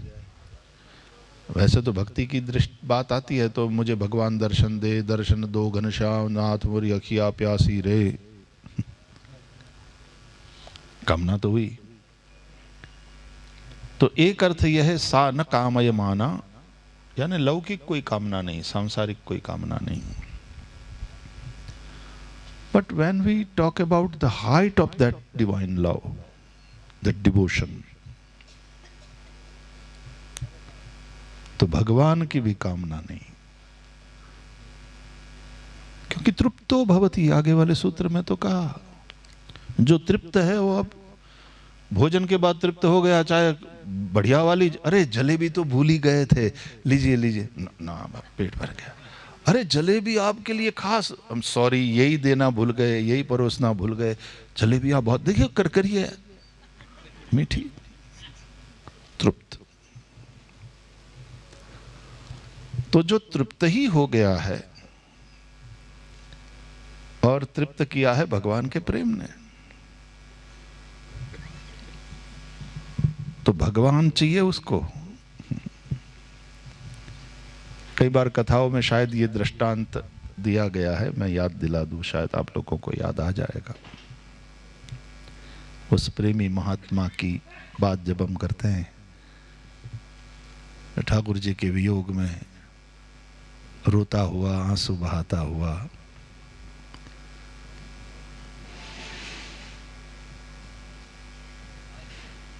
तो एक बार भगवान उसके प्रेम को देख करके प्रकट हो गए। जैसे भगवान ने कहा कि अरे आंखें खोल, मैं आ गया हूं। जैसे सुतीक्ष्ण बीच मार्ग में बैठ गए थे, आंख बंद करके हृदय में भगवान का ध्यान कर रहे थे, तो राम जी तो आ गए और ये महानुभाव रास्ते में राम जी से मिलने के लिए दौड़ पड़े। लेकिन इतना प्रेमोद्रेक हुआ कि स्तब्धो भवति, वही वाली बात, मार्ग में ही बैठ गए, शरीर की कोई क्रिया न हो पाई, है ना। जैसे ध्रुव जी से भी स्तुति नहीं हो पाई, तो बैठ गए आंख बंद करके और हृदय में भगवान के द्विभुज रूप जो उसका आराध्य था उसका ध्यान करते हुए बैठ गए, आंख से आंसू बहाते हुए। तो राम जी पहुंचे और ये ध्यान कर रहे हैं। तो फिर भगवान ने, रामचरितमानस में ये कथा है कि भगवान ने सुतीक्ष्ण के हृदय में वो जो द्विभुज था स्वरूप, उसको चतुर्भुज कर दिया। चार भुजा वाले भगवान ने हृदय में दर्शन दिया। तो वो तो द्विभुज भी है, चतुर्भुज भी है, अनेक भुज भी, सहस्र भुज भी है, और बिना किसी भुजा के भी है। कर बिनु कर्म करे विधिनाना। तो इनका तो इष्ट था द्विभुज, और चतुर्भुज दिखाई दिया तो व्याकुल हो गए कि ये क्या हुआ। तो व्याकुलता में आंख खुल गई तो सामने राम जी को देखा। फिर जो बड़ी स्तुति करी प्यार से और कुछ मांगने के लिए कहा, तो वो तो कुछ बोले मुझे आता ही नहीं मांगना, उस स्कूल में कभी मैंने दाखिला लिया ही नहीं, क्या मांगना चाहिए कैसे मांगना चाहिए कुछ पता नहीं। तो बोले ठीक है, तो फिर मुझे जो ठीक लगता है वो तेरे जैसे प्रेमी को देता हूँ। और अविरल भक्ति इत्यादि का जो वरदान राम देना चाहते थे वो भगवान ने दे दिया। तो फिर बोले एक मिनट अब मैं मांगू? बोले कमाल है पहले कहा तो मांगा नहीं, हमने दे दिया स्वयं चल करके हमारी इच्छा के अनुसार। तो वो तो आपने अपनी इच्छा अनुसार दिया, अब मैं अपनी इच्छा के। कभी कभी क्या होता है, भूख नहीं होती लेकिन सामने थाली आ जाए उसमें कोई चीज देख ले तो खाने का मन करता है। तो बोले अब मैं कुछ मांगू? तो राम जी हंसे, ठीक है भाई मांग लो।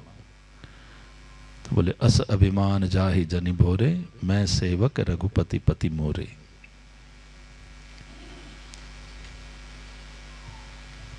तो इस महात्मा के बड़ा प्रेमी बस आंसू बहाता रहता भगवान के वियोग में। तो भगवान उसकी मस्ती को उसके प्रेम को देखकर एक बार प्रसन्न हो गए, सामने आकर के प्रकट हो गए। तो बोले मैं आ गया हूं। तो इन्होंने आंखें खोली, आप कौन? बोले जिसके वियोग में तू रो रहा है मैं भगवान हूं। अच्छा, फिर से आंख बंद कर ली भगवान के वियोग में रोता है, प्रभु कब दर्शन दोगे हे मेरे नाथ। भगवान ने कहा कमाल है, हेलो आई एम हियर। तो इसने आंख खोली तो सामने भगवान थे, ऐसे घूम गया पाल थी मारकर, इधर मुंह करके, हे मेरे प्रभु मुझे कब दर्शन दोगे हे मेरे नाथ, और रोना शुरू। भगवान ने कहा कमाल है। जैसे आजकल के बच्चे यूं नहीं, आजकल के बच्चों की बॉडी लैंग्वेज देखने लायक होती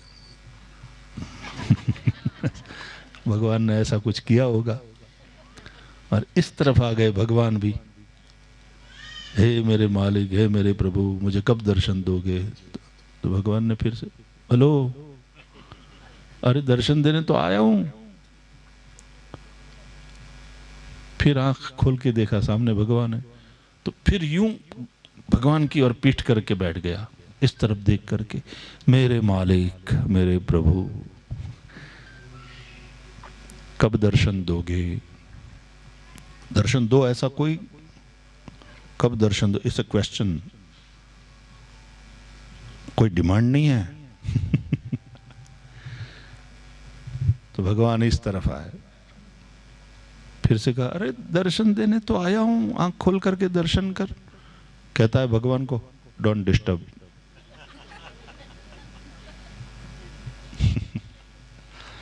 पागल है, बार बार रो रहा है कब दर्शन दोगे कब दर्शन दोगे। और मैं जब आया हूं तो दर्शन करने की तैयारी नहीं, बस रोए जा रहा है कब दर्शन दोगे। बोले आप नहीं चाहिए, आपका प्रेम चाहिए, आपके वियोग की व्यथा चाहिए। शायद उसी भाव से श्रीमद् भागवत में वृत्रासुर चतुश्लोकी में वृत्रासुर ने मांगा, समंजसत्वा विरहय्य कांक्षे, आपके विरह की कामना करता हूं। तो बस वही, नहीं तो तृप्त ही है, उसको क्या चाहिए, भगवान से भी गरज नहीं है, भगवान का प्रेम। तो सा न कामयमाना निरोध रूपत्वात्, क्योंकि यह भक्ति निरोध स्वरूपा है, सारी कामनाएं नष्ट हो जाती है। मोक्ष की भी कामना उसमें है नहीं, और उसकी हाइट को देखें तो भगवान की भी कामना नहीं। भगवान भले ही कहे कि ये यथा माम प्रपद्यन्ते तांस तथैव भजाम्यहम्, लेकिन भक्त की तो ये भी अपेक्षा या कामना नहीं है कि हम तुमको इतना प्यार करते हैं, तुम भी हमको प्यार करो। नो, जो तुम तोड़ो पिया मैं नहीं तोड़ू, तोरी प्रीत तोरी कृष्णा कौन संग जोड़ू। हम तुम्हारे प्रेम में इतने मस्त हैं, इतने तृप्त है, तुम्हारी तुम जानो। अपने मन की मैं जानू और पिय के मन की राम, सांसों की माला पे सिमरू में पिय का नाम। तो सान कामयमाना निरोध रूपत्वात्।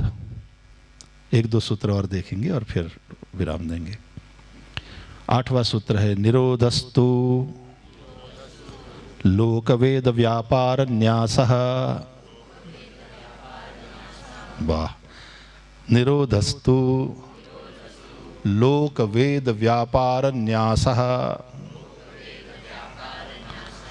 लोकवेद व्यापार न्यासः।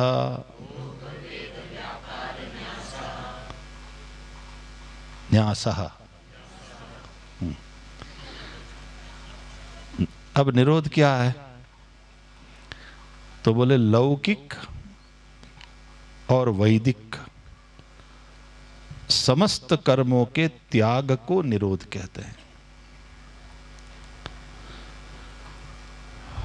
लौकिक कर्म इसलिए कि उसको लौकिक सुख की भी, इहलोक के सुख की भी कामना नहीं है। और वैदिक कर्मों का भी त्याग इसलिए कि उसको वैदिक कर्म यानी यज्ञादि कर्म के द्वारा स्वर्ग की जो संपत्ति मिलती है, स्वर्ग का जो सुख मिलता है, वो भी इसको नहीं चाहिए। तो इसलिए गोपियां जब रास लीला के लिए गई, चलो एक अर्थ में कि कृष्ण ने बुलाया, वंशी में क्लीम काम बीज प्रकट करके। लेकिन मान लो कि कृष्ण ने, मैंने कहां बुलाया, मैं तो बांसुरी बजा रहा था, मेरा ऐसा कोई भाव नहीं था, तुमने ऐसा समझ लिया, it's your problem, I was just playing flute, ऐसा बोल दें कृष्ण। बस मैं तो चांदनी रात थी, पूर्णिमा की, शरद की, नींद नहीं आ रही थी, तो घर से निकला और मैं तो बस यूं ही मेरी मौज, बांसुरी बजा रहा था, उद्गीत। तो सुनकर तुम दौड़ी चली आई, मैंने नहीं बुलाया, तुम आई तो आई ठीक, अब तो व्हाट, ठीक नहीं किया है। प्रतियात व्रजम नैहस्थेयम, लौट जाओ वापस, घर जाओ, रात्रि का समय है और ये जंगल है, यहां इस वक्त महिलाओं को नहीं होना चाहिए। क्या होता है? अरे बदनामी होगी और अधर्म होगा। पति की सेवा, परिवार के जनों को संभालना, सास ससुर बच्चे, तद्बंधुनांच कल्याण्य, यही तुम्हारा धर्म है। और एक तो धर्म को छोड़ने का पाप, ऊपर से बदनामी होगी।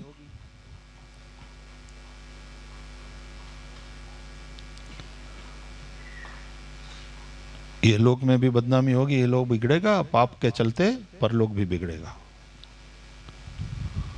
तो वही वाला गोपियों ने कहा ना, किसको यह लोक की और परलोक की सुख की कामना है, हमें नहीं चाहिए।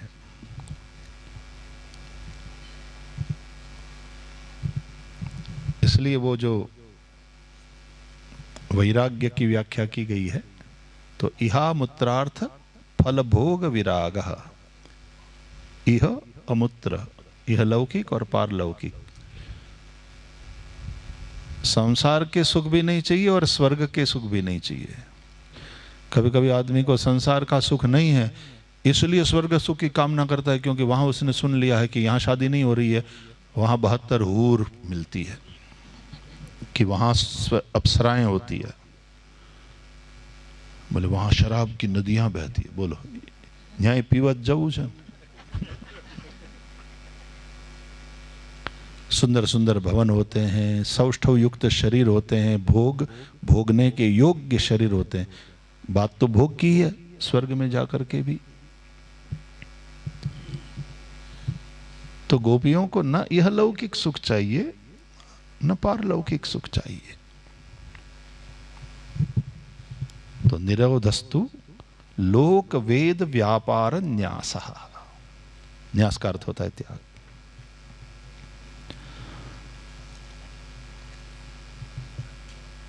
रामचरितमानस में जो स्थान बताए राम जी को महर्षि वाल्मीकि ने, उसमें जाहि न चाहिए कबहु कछु तुम सन सहज सनेहु। अभी अभी अयोध्या जी से आए हैं ना, वो राम कथा का आनंद लेकर के, और फिर थोड़े दिन हनुमत चरित्र पर चर्चा हुई दिल्ली में। तो कितने सुंदर वो आध्यात्मिक स्थान बताए हैं महर्षि वाल्मीकि ने। राम ने बस केवल इतना पूछना था कि महर्षि मैं कहाँ रहूं, आप लोगों के मध्य में आ गया हूं, 14 वर्ष मुझे रहना है, तो उपयुक्त स्थान बताइए। बस इतना पूछना था और जो महर्षि शुरू हो गए। इतना प्यारा प्रकरण है वो। और लता मंगेशकर की आवाज में वो सारी चौपाइयाँ रिकॉर्ड भी हुई है। अभी आकाशवाणी पे सुबह चलती है कि नहीं? हमारे गायक मुकेश, फिर लता मंगेशकर जी और रविंद्र जैन, तो उनकी आवाज़ ही जैसे इसके लिए बनी है। और कई ऐसे कलाकारों की, आई थिंक सुरेश वाडकर इत्यादि बहुत सारे कलाकारों की आवाज़ में आकाशवाणी ने रामचरितमानस को रिकॉर्ड कराया है। और समय समय पर सुबह में वो मानस गायन होता है। तो मुझे याद है कि लता मंगेशकर जी की आवाज़ में ये वाला जो आध्यात्मिक स्थान है, जिनके श्रवण समुद्र समाना, कथा तुम्हारी सुभग सरि नाना, भर ही निरंतर हो न पूरे, तिनके ही तुम कहूँ गृह रूरे। तो उसी के अंतर्गत यह है कि जाहि न चाहिए कबहु कछु तुम सन सहज सनेहु। तुमसे कुछ मिले इसलिए तुमसे प्यार नहीं करते। इवन बच्चों का माता पिता के प्रति जो एक आश्रय होता है वो भी अपेक्षापूर्ण होता है। इसलिए वृत्रासुर चतुश्लोकी में ये भी ना, अजात पक्षा इव मातरम खगाः स्तन्यम यथावत् सतराक्षुधार्ताः प्रियम प्रियेव व्युषितं विषण्णा मनोरविन्दाक्षदिदृक्षते त्वाम्। अजात पक्षा इव मातरम खगाः। खग पक्षी, खे गच्छन्ति इति खगाः। आकाश में जो गति करते हैं, उड़ते हैं, वे ख ग, क ख ग, ख ग क ख ग।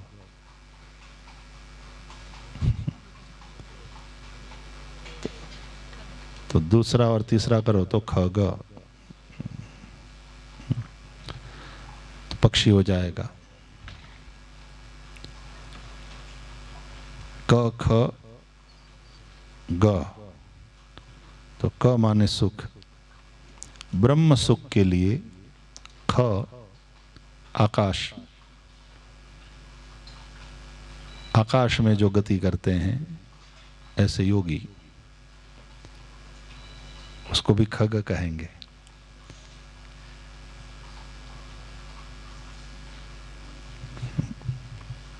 और उन्हें का सुख मिलता है। कौन सा? ब्रह्म सुख। क ख ग। तो जिस प्रकार जिन बच्चों के पंख नहीं फूटे हैं, पंछी के वो बच्चे जो घरौंदे में हैं,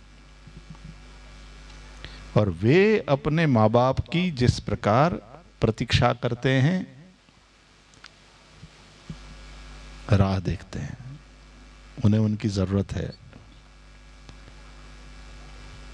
पोषण और रक्षण दोनों के लिए। स्तन्यम यथा वत्स तरा क्षुधारता, क्षुधारता भूखे वत्स बछड़े, वो स्तन्य यानी दूध के लिए जिस प्रकार अपनी माँ की प्रतीक्षा करते हैं। वो जो गांव में पले बड़े हो उनको पता है कि गाय का आने का समय होता है धन से वापस लौटकर। उन बछड़ों के पास भी कोई घड़ी नहीं होती, लेकिन उसको पता चल जाता है कि अब मेरी माँ के आने का समय हो गया। तो तभी से वो जो रास्ता होता है जहाँ से रोज गाय वापस लौटती है, उसकी ओर देखते हुए रंभाता रहता है कि अभी आएगी, अभी मुझे दूध पिलाएगी। अपने सांदीपनि में गौशाला में गाय को चारा देने का समय होता है, पता नहीं उनके इन बॉडी क्लॉक ऐसी होती है, तुरंत पता चल जाता है और रंभाना शुरू कि लाओ जोरों की लगी है। और जैसे ही तुम वैसे यूं रस्सी से बंधी हो और जब देने जाओ तो आहा यूं यूं यूं यूं एकदम उतावली और ऐसी ललक की जल्दी लाओ, जल्दी जाओ, जल्दी लाओ। हमारे एक पंडित जी थे, थोड़े समय कथा में मेरे साथ रहे, संस्कृत व्याकरण की भी हम चर्चा करते,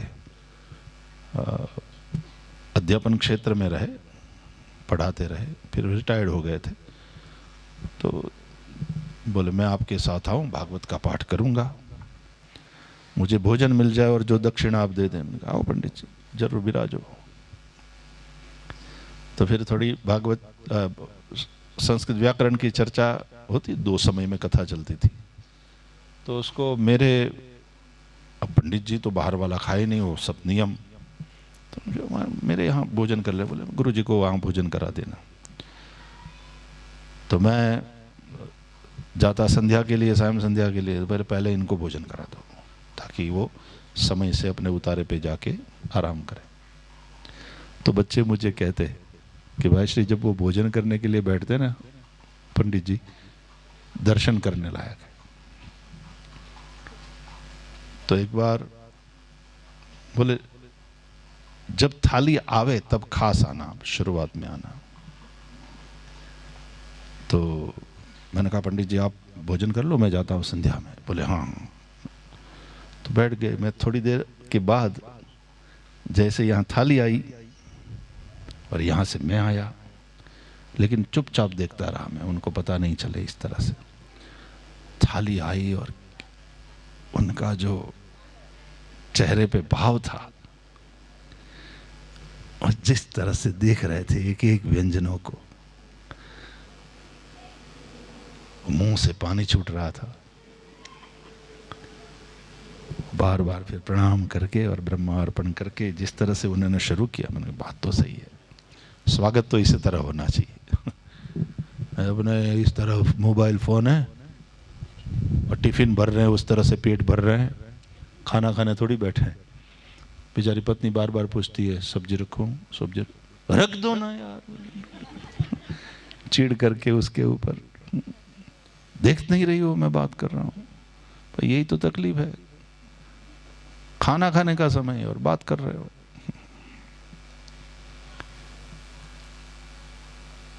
तो बछड़े क्योंकि भूख लगी है, तो जिस तरह से अपनी माँ गैया मैया की प्रतीक्षा करते हैं, वो पंछी के बच्चे।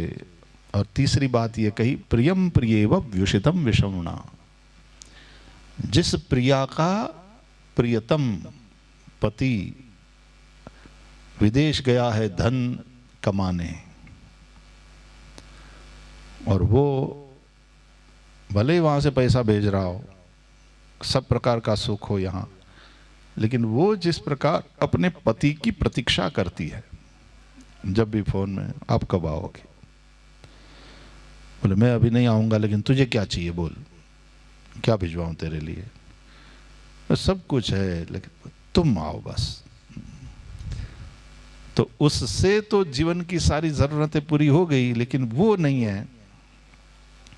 तो कहा प्रियम प्रियेव व्युषितम विषर्णा। तो यहां बात जो हम चर्चा कर रहे हैं वो कि समंजसत्वा विरहय्य कांक्षे, तुम्हारे विरह की व्यथा में चाहता हूं। यही प्रेमी की संपत्ति है, यही अर्थ है। तो सा न कामयमाना निरोध रूपत्वात्, ये 7वां सूत्र है। और निरोधस्तु लोक वेद व्यापार न्यासः, लौकिक और वैदिक कर्मों के त्याग को निरोध कहते हैं। जैसे भागवत में दशम स्कंद भी निरोध लीला है।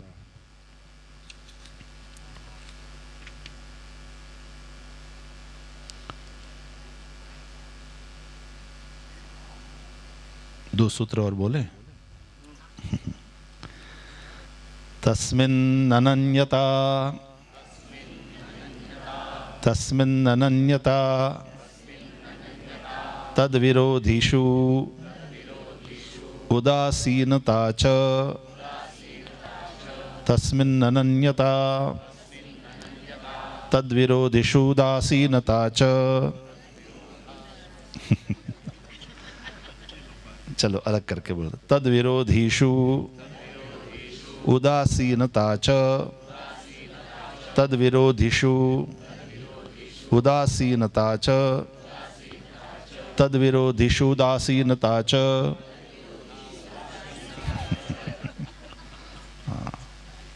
You are sweet. उस प्रियतम भगवान में अनन्यता और उसके प्रतिकूल विषय में उदासीनता को भी निरोध कहते हैं। निरोध मतलब उसमें, तस्मिन, उसमें, वो सर्वनामी है। अनन्यता, और भक्ति में, प्रेम में अनन्यता होती है, लानी नहीं पड़ती। जहां प्रेम है और कुछ और कोई को पसंद नहीं करेगा, और कोई फिर बावरी सो जरी जाय अखिया जो सावरो छाड़ी निहारती गोरो। अरे कालिया करूटा है, बोले जैसा है मेरा है। ये गोरा रख अपने पास, नहीं चाहिए। सप्तर्षियों ने परीक्षा करी पार्वती की, शिव जी की आज्ञा से। पार्वती पही जाहि तुम प्रेम परीक्षा लेहु, प्रेम परीक्षा। सप्तर्षियों ने कहा पार्वती को, क्या कर रही है?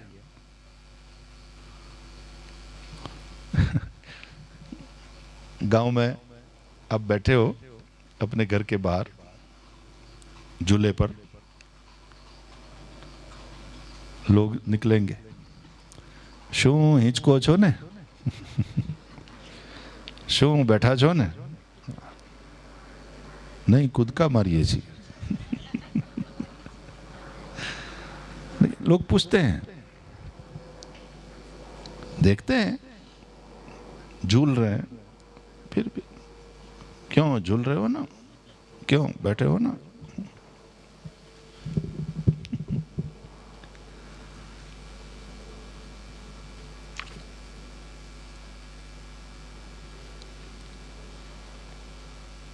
मैं क्या कह रहा था?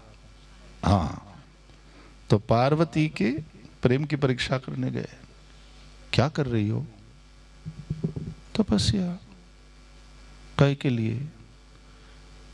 बोले शिव जी को पति के रूप में प्राप्त करने के लिए। तो बहुत हंसे। सुनत बचन बिहसे ऋषय, बिहसे यानी अट्टहास्य,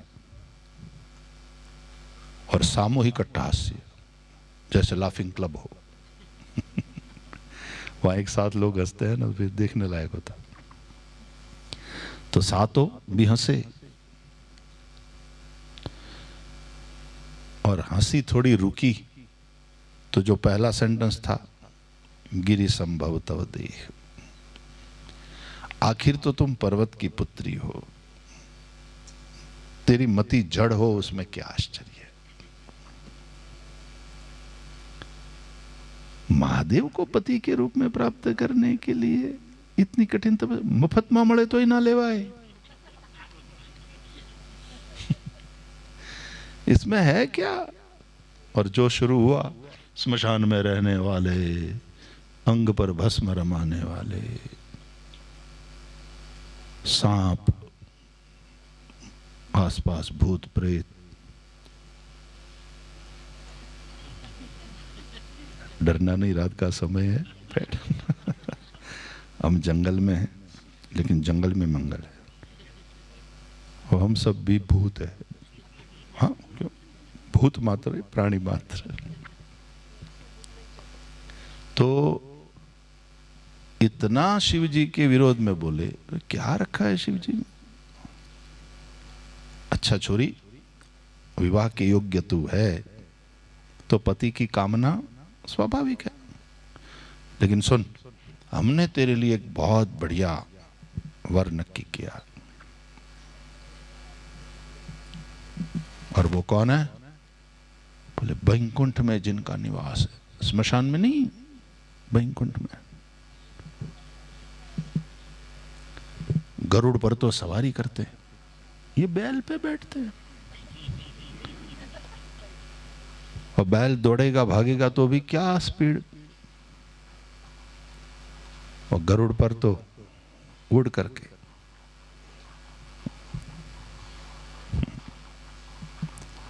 और क्या सुंदर उनका स्वरूप। कौन है वो? बोले श्रीपतिपुर बैकुंठ निवासी। श्रीपति। तो हंसने की बारी पार्वती की थी, वो हंसी। बोले छोरी हंस क्यों रही है? बोले मतलब ऑलरेडी मैरिड है। श्रीपति परीक्षा लेवा में गोथू खाई गया, सप्तर्षि। ऐसा नहीं कहना चाहिए था। फिर पार्वती कहती है कि आपके कहने के अनुसार महादेव अवगुण भवन और विष्णु सकल गुण खान, लेकिन महाराज जेहि मन, क्या है, जेहि मन रम कर जाहि सन ताहि ताहि सन काम। जिसका मन जिसमें रम गया हो उसको उससे ही काम होता है। तो हमारे तो जन्म कोटि लगी रगर हमारी, बरऊ शंभु न तरहु कुंवारी। कोटि, एक जन्म नहीं, कोटि जन्म तक हमारी ये अनन्यता। तो भगवान में यानी अपने प्रियतम में अनन्यता और तद विरोधीषु उदासीनता च। भगवान में अनन्यता और भगवान से प्रतिकूल यानी अध्यात्म से प्रतिकूल, उल्टी जो भी बातें हैं उन सब बातों के प्रति उदासीनता, आई एम नॉट इंटरेस्टेड, वो वाली बात, उसको भी निरोध कहते हैं। तो अनन्यता, अनन्यता क्या है? तो आगे वाले सूत्र में अन्याश्रयाणाम त्यागः अनन्यता। अन्याश्रय का त्याग, उसी को कहते हैं अनन्यता। अपने प्रियतम को छोड़कर दूसरे आश्रयों के त्याग का नाम अनन्यता है। केवल सूत्रों के अर्थ को बोलते हुए जा रहे हैं तो भी 10 हुए, 25 तक पहुंचना है, तो संक्षेप में देख करके और फिर हम जरा विस्तार से इसके ऊपर बात करेंगे। मजा आएगा तब तक बात करेंगे, नहीं तो दूसरी बात पे चढ़ लेकिन प्रेम की बातें होंगी। छोकराओं ने खिलौने से जब तक मजा आता है खिलौने से खेलते हैं, फिर मम्मी के पास चले जाते हैं, फिर माँ को छोड़कर फिर खिलौने के पास चले जाते हैं। तो हम लोग तो स्पिरिचुअल रिट्रीट के लिए आए हैं, अभी तो प्रेम की बातें हो रही है। लेकिन जिन्होंने भगवान की कृपा से उस प्रेम तत्व का अनुभव किया, उनकी बात करेंगे। हमको तो थोड़ा सा भी मिल जाए तो क्या कहना। तकलीफ यह है कि तो हम तो संसार में भी प्रेमी नहीं बन पाते। संसार में भी प्रेमी है क्या हम? और पैसा माटे प्रेम है तो પછી પૈસાને માટે સંપૂર્ણપણે પેલો પણ નહીં, आज भी बटा हुआ है। कभी इसको ये चाहिए, कभी ये चाहिए, कभी ये चाहिए, कभी ये चाहिए। तो अनन्यता वो फिर आगे चल के आएगा, यथा व्रज गोपिका नाम। तो અત્યારે તો પ્રેમની વાતો થાય છે। તમે કરો પ્રિય પ્રેમની વાતો, અમે તો કરશું प्रेम। तो ये पंक्तियां मुझे बहुत अच्छी लगती है। दरिया ना मोजाए रेती ने पूछू, तने भींजाऊ गमशे के केम, एम पूछी ने थाई नहीं प्रेम। तो इसमें भगवान को भी पूछने की क्या जरूरत है? गोपी ने पूछा क्या, Krishna can we love you? और वो यदि ना कहे तो वो स्टॉप कर सकती थी क्या? अपने आप को रोक सकती थी? ये प्रेम है। वाह, बढ़िया। भगवान को वंदन करेंगे। आगे वाली जो भी सूचना होगी, भोजन इत्यादि तैयारी, आप वो सब सेटल हो गए होंगे। कल की क्या बात है वो भी बताएंगे। लेकिन एक बार थोड़ा सा शांत हो जाइए। हम लोग जो पाठशाला में पढ़ते थे तो संध्या प्रार्थना में आद्य शंकराचार्य भगवान विरचित षटपदी का गायन करते थे। हम गायन करेंगे। लास्ट में थोड़ा सा जो संकीर्तन कराऊं, साथ में सब लोग मेरे बाद बोलेंगे। पहले षटपदी को सुनेंगे, आप लोग केवल सुनो। जिनको कंठस्थ हो गया हो, जिनको आता हो, वो मन ही मन बोल सकते हैं। बड़े सुंदर भाव है षटपदी के।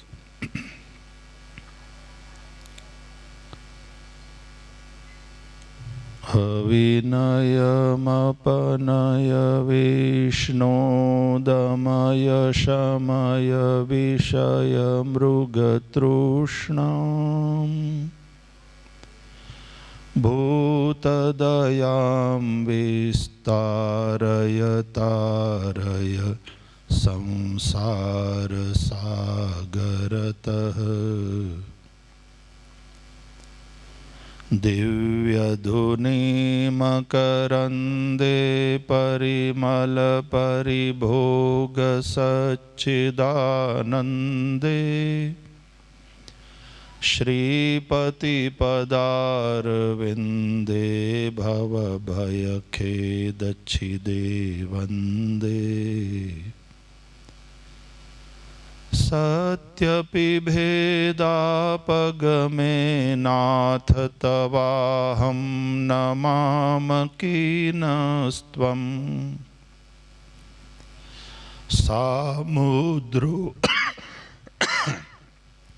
सामुद्रो हि तरङ्गः क्वचन समुद्रो न तारङ्गः उद्धृत नग नग भिदनुज दनुज कुला मित्र मित्र शशि द्रष्टे द्रष्टे भवति प्रभवति न भवति किं भवति रस्कारः मत्स्यादिभिरवतारैरवतारवतावता सदा वसुधाम भवज क्या है, परमेश्वर परिपालय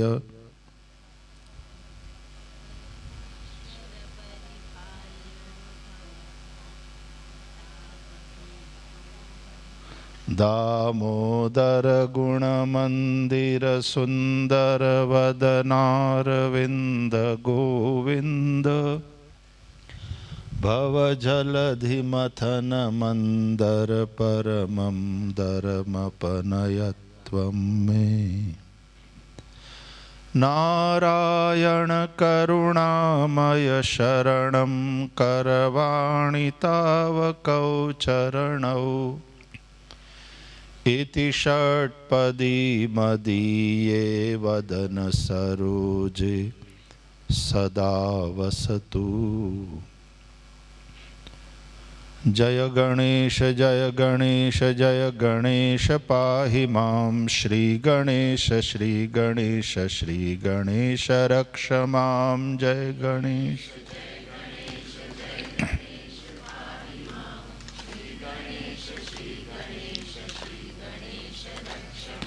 जय सरस्वती जय सरस्वती जय सरस्वती पाहि मां जय सरस्वती जय सरस्वती जय सरस्वती जय सरस्वती पाहि मां। श्री सरस्वती रक्ष मां। राम राघव रक्ष मां। कृष्ण केशव पाहि मां।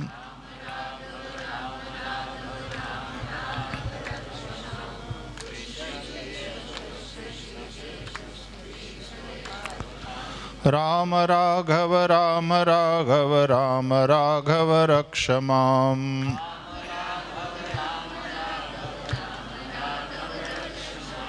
कृष्ण केशव पाहि मां।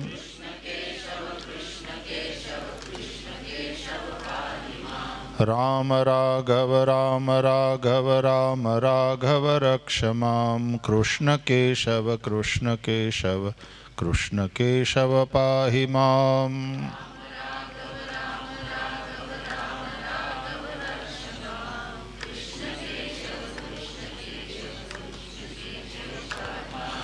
हरे राम राम राम हरे हरे, हरे कृष्ण कृष्ण कृष्ण हरे हरे।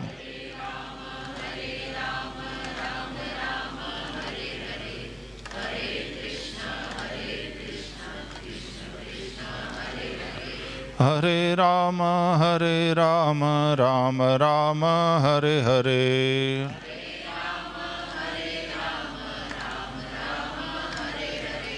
हरे कृष्ण कृष्ण कृष्ण हरे हरे।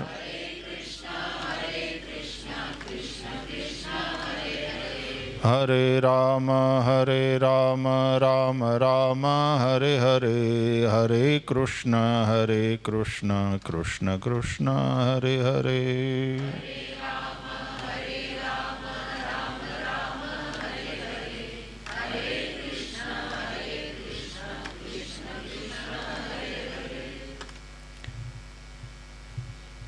श्री वृंदावन विहारी लाल की जय।